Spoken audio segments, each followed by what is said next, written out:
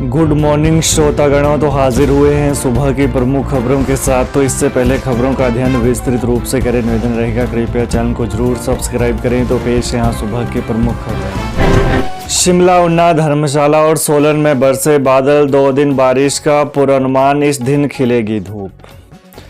राजधानी शिमला, उन्ना, धर्मशाला और सोलन में पिछले कल दोपहर बाद बादल झमाझम बरसे। आज और कल मौसम साफ रहने का पूर्वानुमान है। 27 और 28 अगस्त को अधिकांश क्षेत्रों में बारिश होने की संभावना है। 29 अगस्त को फिर मौसम साफ रहने के साथ धूप खिलने के आसार हैं। बता दें कि पिछले कल प्रदेश में 73 सड़कें और 53 बिजली ट्रांसफार्मर ठप रहे। जिला शिमला में 35, मंडी में 20, कांगड़ा में 9, कुल्लू में 6, किन्नौर में 2 और ऊना में 1 सड़क अभी भी बंद है। अब मोबाइल से भी टिकट काट सकेंगे कंडक्टर, कार्ड स्वैप और QR कोड से भी किराया दे सकेंगे यात्री।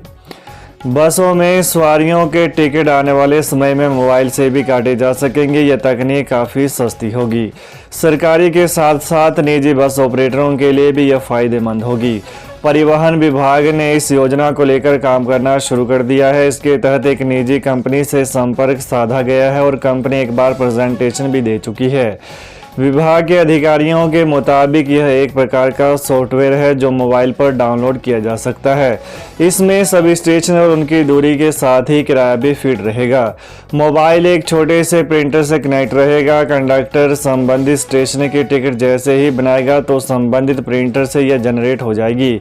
यह प्रिंटर इतना छोटा है कि टिकटिंग की तरह एक छोटे बैग में रखा जा सकता है। इससे कंडक्टरों को इसे उठाने में भी किसी प्रकार की दिक्कत का सामना नहीं करना पड़ेगा। खास बात यह है कि इसकी मदद से यात्री QR कोड और कार्ड स्वैप करके भी किराए की अदायगी कर सकेंगे। मुख्यमंत्री सुक्खू की मंजूरी के बाद मिलेगी 1841 JOAIT को नियुक्ति। हिमाचल प्रदेश में 1841 JOAIT को नियुक्तियां मुख्यमंत्री की मंजूरी के बाद ही मिलेंगी। प्रदेश के सभी प्रशासनिक सचिवों और विभागाध्यक्षों को मुख्यमंत्री कार्यालय ने इस बाबत निर्देश जारी कर दिए। बीते दिनों ही राज्य चयन आयोग ने पोस्ट कोड 817 का परिणाम जारी किया है। मुख्यमंत्री सुखविंदर सिंह सुक्खू के सचिव राकेश कंवर ने 73 विभागों को नियुक्तियां देने से पहले मंजूरी लेने का पत्र भेजा है। राज्य चयन आयोग हमीरपुर ने junior office assistant IT post code 817 में चयनित अभ्यर्थियों की सूची जारी कर दी है।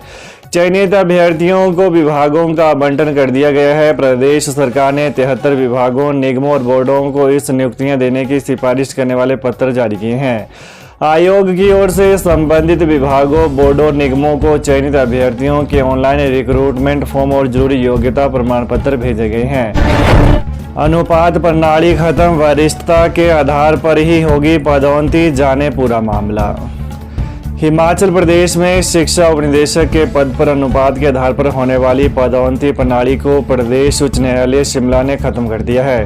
अब प्रधानाचार्यों की संयुक्त वरिष्ठता सूची तैयार होने के बाद ही शिक्षा उपनिदेशक के पद पर पदोन्नति हो पाएगी। प्रदेश उच्च न्यायालय ने इस मामले में वादी और प्रतिवादी की दलीलें सुनने के बाद वादी स्कूल प्रधानाचार्य के पक्ष में फैसला सुनाया है। उच्च न्यायालय से वादी के पक्ष में फैसला आने के बाद शिक्षा उपनिदेशक के पदों पर होने वाली पदोन्नति प्रक्रिया में लगा स्टे भी हटा दिया गया है।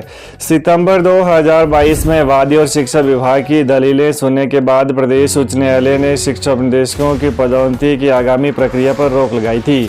23 अगस्त को उच्च न्यायालय मुख्य न्यायाधीश MS रामचंद्र राव और न्यायाधीश सत्यन वैद्य की खंडपीठ ने यह फैसला सुनाया है। CM के प्रधान सलाहकार गोकुल बुटेल ने छोड़े अपने सभी वेतन व भत्ते, लेंगे ₹1 वेतन। हिमाचल प्रदेश में CM के प्रधान सलाहकार IT गोकुल बुटेल ने अपने वेतन जनवरी 2024 से छोड़ रखे हैं तथा वो प्रतिमाह अब ₹1 प्रतिमाह वेतन ले रहे हैं। बुटेल के आग्रह पर सरकार की ओर से सामान्य प्रशासन विभाग ने इसको लेकर आदेश जारी किए। इसमें कहा गया है कि बुटेल 1 जनवरी 2024 से 31 दिसंबर 2024 तक 2.5 लाख के स्थान पर ₹1 प्रति माह वेतन या मानदेय लेंगे। गोकुल बुटेल ने गत वर्ष प्रदेश में आई आपदा को देखते हुए यह निर्णय लिया है। इसको लेकर बुटेल ने सीएम सुखविंदर सिंह सुक्खू को पत्र लिखा था तथा उनसे आग्रह किया था कि वो वेतन व भत्ते नहीं लेंगे। अपने पत्र में उन्होंने कहा कि सीएम सुखविंदर सिंह सुक्खू ने अपनी जमा पूंजी को डोनेट किया है। सरकारी कार्यक्रम रैलियों में उधार नहीं जाएंगे एचआरटीसी। सरकारी कार्यक्रमों या फिर राजनीतिक दलों की रैलियों में एचआरटीसी बसों का इस्तेमाल करने के लिए एडवांस में पैसा देना पड़ेगा। एचआरटीसी उधार में बसें नहीं भेजेगा।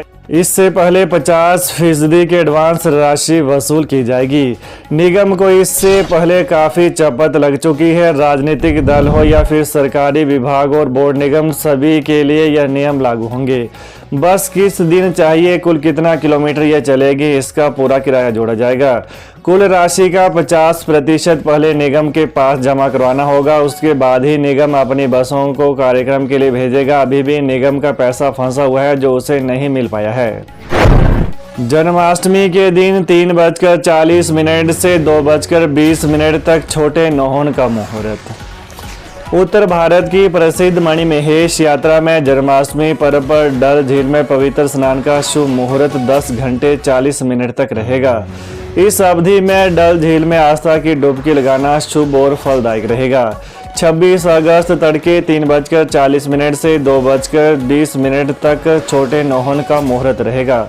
बहरहाल मणिमहेश यात्रा में जन्माष्टमी के पावन स्नान के लिए श्रद्धालुओं का भरमौर पहुंचने का सिलसिला जारी है। उल्लेखनीय है कि प्रसिद्ध मणिमहेश यात्रा का आधिकारिक तौर पर आगाज 26 अगस्त को हो रहा है। हालांकि मई माह से ही डल झील की ओर यात्रियों का जाने का क्रम शुरू हो गया था। वहीं अगस्त माह में भी अब तक हजारों की संख्या में श्रद्धालु डल झील पहुंचकर आस्था की डुबकी लगा चुके हैं। बरामदे में सो रहे 2 व्यक्तियों पर हमला, युवक की दर्दनाक मौत। तहसील बड़ो की ग्राम पंचायत रतियाड़ के ठंडा पानी गांव में दुकान के बरामदे में सो रहे 2 व्यक्तियों पर देर रात अज्ञात हमलावरों ने तेजधार हथियार से हमला कर दिया।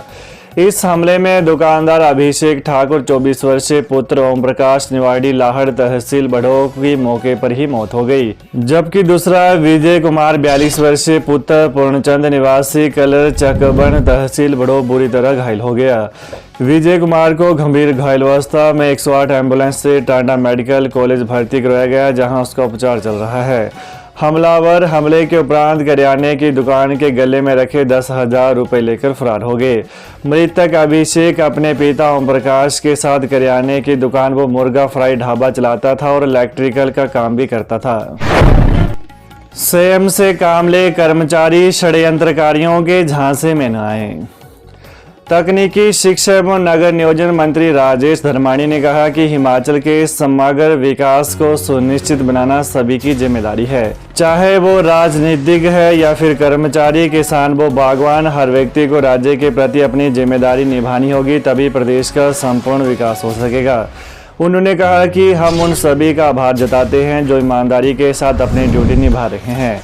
उन्होंने कहा कि कर्मचारी सरकार का अभिन्न अंग है। राजेश धर्माणी ने कहा कि कांग्रेस सरकार हमेशा से कर्मचारियों की सबसे बड़ी हितैषी रही है और वर्तमान सुखविंदर सिंह सुक्खू के नेतृत्व वाली सरकार ने कर्मचारियों के लिए ऐतिहासिक फैसले लिए हैं। कर्मचारियों के साथ ओल्ड पेंशन स्कीम का वादा किया था, जिसे पूरा किया गया है।